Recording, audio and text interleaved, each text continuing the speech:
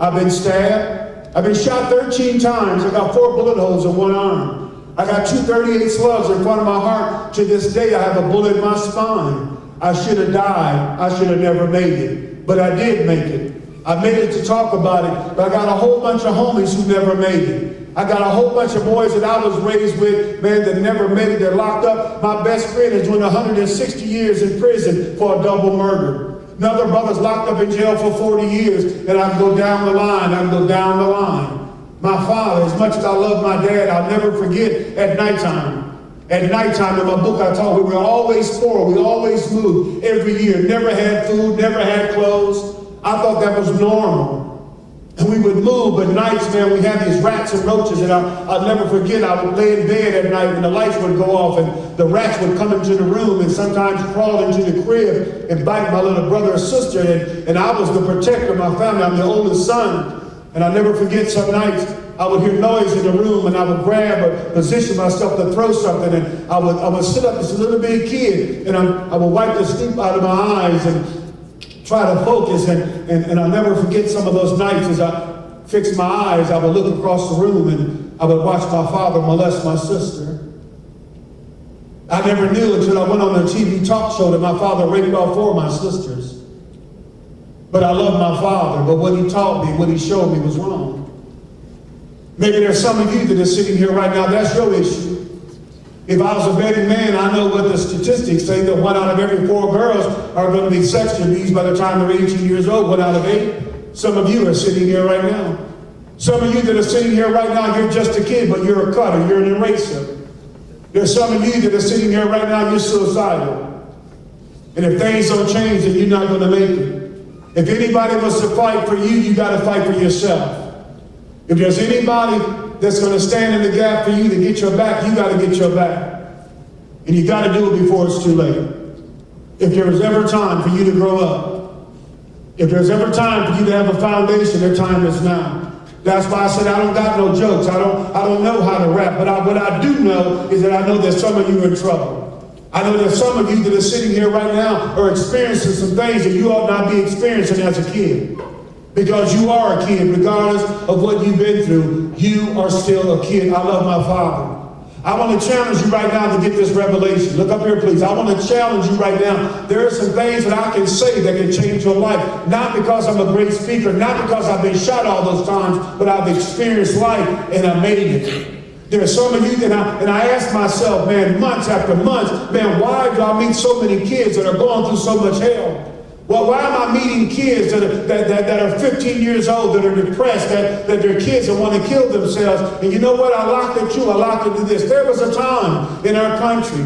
See, there is right and there is wrong. But it seems like they're taking everything away from you, man. They're not giving you any option. There was a time in our country where they had 10 rules on the wall. For the sake of argument, we don't have to talk about what they were, but there was one rule that was on the wall. And I'm telling you, if you grab a hold of this right here, the law of respect, if you grab there was a time when that one rule said to honor your mother and father.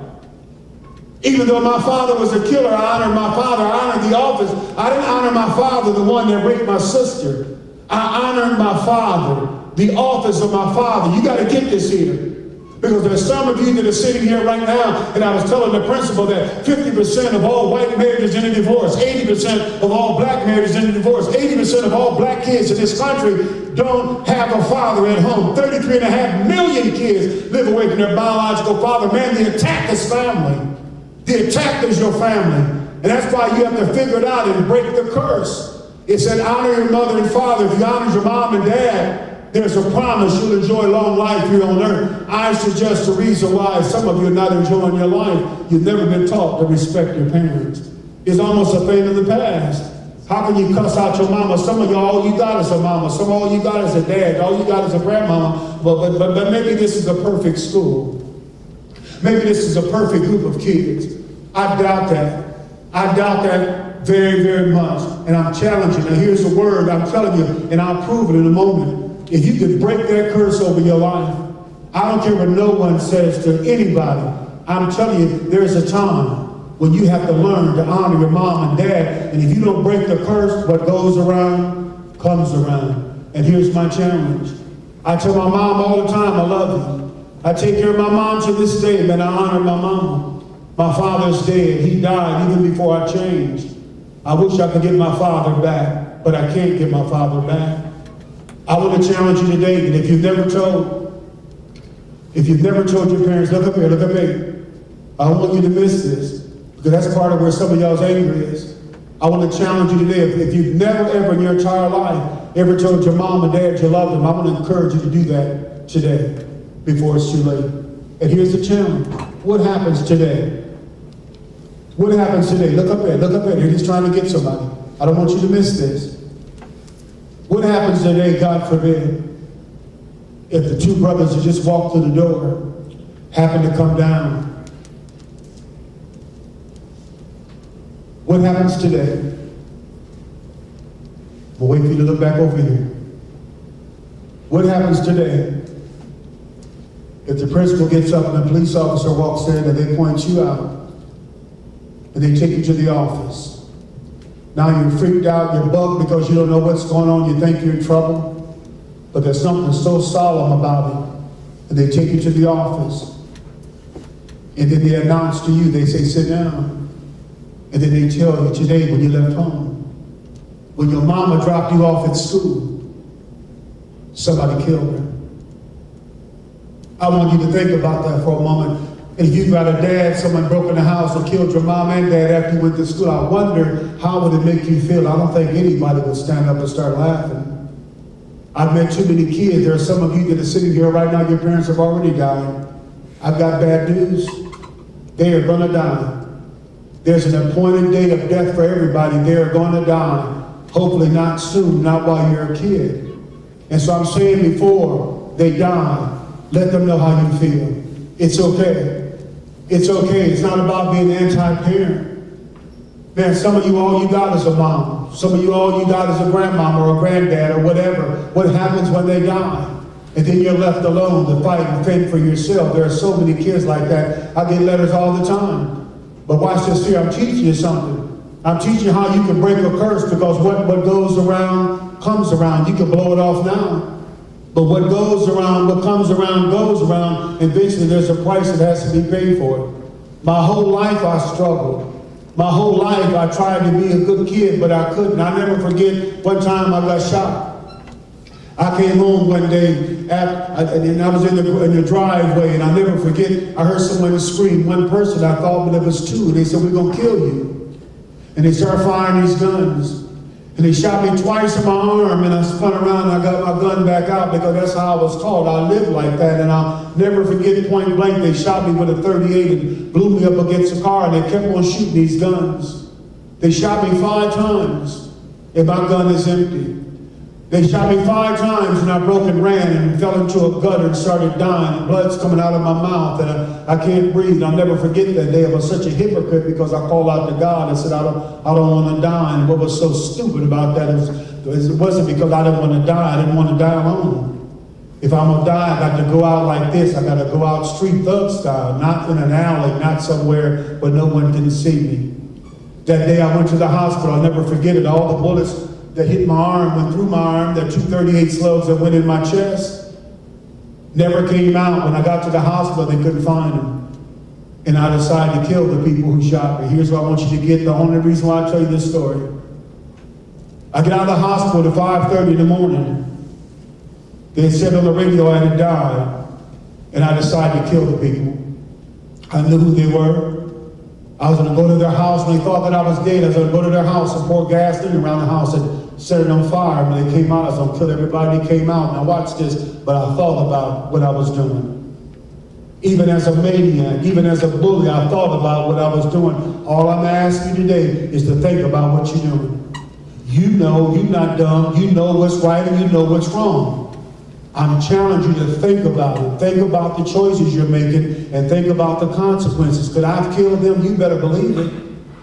That's how I live, a very violent lifestyle. That's how I live. I thought about it. I thought about what I was doing. I used my common sense. See, there's some of you that are sitting here right now, you don't use your common sense. Common sense say run across the freeway, you'll get hit. Common sense say stick your hand in fire, you'll be burnt. That's what common sense say. Your generation don't use common sense no more. There are consequences to the choice that you make in your life. I thought about it. What did I think about? Did I think about myself? No. You know what I thought about? I thought about my kids. I thought that if I killed them, my kids wouldn't have a father. I thought about I'd have to spend the rest of my life in prison. And because of that, I said no, and I called it off. You say, what about your reputation? I didn't care about my reputation. My reputation just came and just followed me. And I changed my mind. I changed my mind. I could not be locked up the rest of my life where my daughter was left to fend by herself. There are some of you that are here today, you're left to fend by yourself. There are some of you that are so alone. I wish I could tell a joke. I wish I could sing a song. But there's some of you that are sitting here right now. You're going through the time of your life. I've told adults over and over again that we have kids. That we have kids that have seen too much, that have experienced too much, and you're going through too much stuff as a kid. I just want to challenge you to think about it today before it's too late. I want to challenge you today to rethink the way that you've been thinking before it's too late. I had a young girl that came up one day. I had spoken in a middle school, and actually it was here in Wisconsin. And this little girl stood up, and she asked me a question. She says, now, of all the crimes you've ever committed, she said, what is the biggest crime? And I'm not trying to impress nobody. I'm not trying to be bad. What is. What I did, I was ashamed of, but it's what I did. Now watch this here. She said, of all the crimes you've ever committed, she said, what is the biggest crime? And I started rambling on all these things that I had done. But I'll never forget watching those kids that day, and I could see the amazement on their face. Even when I showed bullet holes, if I was to pull up my shirt and all the scars and the skull marks and all that kind of stuff, some kids can't relate to that. That's good. But there are some of you that are sitting here that can't relate to it. So I'm telling these stories. These kids are freaking. And I thought to myself when I finished, I can't do that no more. There are stories I can't tell in the school system. But there's one that I still tell. My younger brother, the one that we used to hang out and we used to fight and protect my mom and all that kind of stuff. My same brother that I fought with my whole life. I'll never forget one day that I had gotten high and woke up the next day with a hangover and I walked by my brother and he bumped me. I don't know what he said to this day, but I hit him. I just started fighting because that's what I always did. That's how I responded all the time. Some of you, that's what you do. You respond now the way you did in elementary school. Some of you have anger issues, but I'm here today to tell you that whoever controls your anger controls you. I'm going to say that again. Whoever controls your anger, maybe I know a lot of you are real good kids, and maybe you're not from the hood, the inner city, but it still is relevant. Whoever controls your anger controls you. If I would have let those folks who shot me control me, I would be in jail right now. So me and my brother started arguing. I'll never forget, we had been fighting, and I went out of my car and got a jackhammer, and I came back in the house, and I cut off part of his finger, and we kept on fighting, and he went and got some hot water and brought it back and threw it at me, and he hit my chest, half my chest is scalded, and I went and got a gun, because that's how we settle things back where I'm from. And I never forget walking into the house that day. I'm ashamed of it, but I did it. And I walked in the house that day, and I got my pistol right next to me, and my father's sitting there reading the newspaper. I don't care. I love you, but I don't care. I'm only going to do what you taught me to do. My mom's in the kitchen cooking. My brothers and sisters are playing, and I never forget, I walked into our bedroom, and there my brother is. He's tall and dark. His girlfriend came over, and her arms are wrapped around him, and she's crying all this drama, and his hand is wrapped up in a white towel that's now red from blood. All he's trying to do is get to the hospital. But I was so angry. I was always so angry. See, hurting people hurt people. Some of you that are sitting here right now, you operate off that spirit. And I never forget, man, I was so angry. I just walked up in that room and took that pistol and put it in his face, and I emptied the gun. I'll never forget it as long as I live, but the only good thing about it was the fact that he didn't die. I just had my books reprinted. The second page of my book showed a picture of my brother, and it's now missing. But it'll blow your mind what happened to him years later. When I got done speaking that day, the little girl was still standing there saying, no, but what's the most hideous thing you've ever done? And then it blew my mind. It dawned on me. It wasn't me selling the drugs. It wasn't me banging. It wasn't most of the things I've done in my life, but it was a crime I committed against a boy named James. James lived out in Cali. 15 years old, he turned out like his old man. He's out there banging and slanging. They lock him up and put him in jail. Chino, 5 years in and out. You say, what'd you do to James? Did you shoot James too? Nope. What'd you do to James? He's my son. What goes around, comes around. My son turned out like I did. I was never able to give my son the right information. I love my son. I love my daughters. But I trained them wrong. Now watch this here. They locked him up 5 years, man. And one day they let him out. And I flew out to Cali and I picked my son up. I'll never forget it, man. We went to South Central LA, man. I know a lot of gang members that have flipped the script, man. We're in Hollywood for lunch, man. And me and my son sit down. We're back at the hotel, and I grab my boy from the back and throw him down. My son is way larger than me, banging his whole life. I threw him on the ground. I gave him a kiss. I said, I love you, son. My father never told me he loved me. My father never gave me a kiss. My father didn't really know what it took to be a man. My father just trained me to be something I should not. I kiss my son. Listen to me, young guys. Every guy sitting here right now, I am telling you, every male needs to have a father or a father figure. You say, why? And I'm saying, I don't care whether your father left, I don't care if you're able your father, you still need, and I know that's a button when people touch, especially if you've been through a divorce, especially if you've been abandoned, especially if you don't have a father at home. Watch this here. I'm telling you why. Because a father is supposed to tell their son who he is. He's supposed to have a plan for his life, and then he's supposed to help achieve that plan with his son. Your father's supposed to tell you that he loves you. And my father never did. And therefore, there was an empty part of me. And I want to challenge you guys, how in the world, you look up here, how in the world, you can be all rough, tough, all you think you are. How can you be a man if you never see a man? You got to be able to see a man. Someone's got to train you. And so I'm challenging you, I'm not putting you down if you don't have a father. I'm saying you better try.